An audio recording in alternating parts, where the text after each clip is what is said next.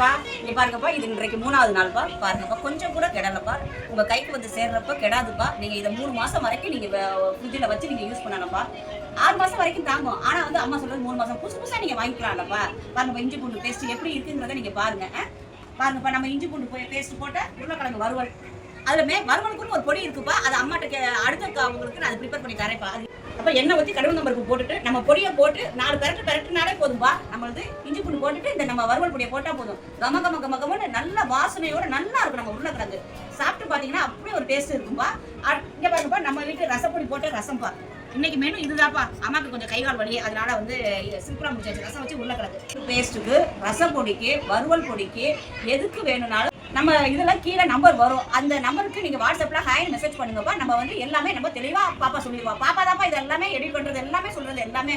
நீங்க ஹாய்னு ஒரு மெசேஜ் மட்டும் பண்ணுங்க. என்ன ரேட்டு என்ன எதுன்றது சொல்லுவாப்பா.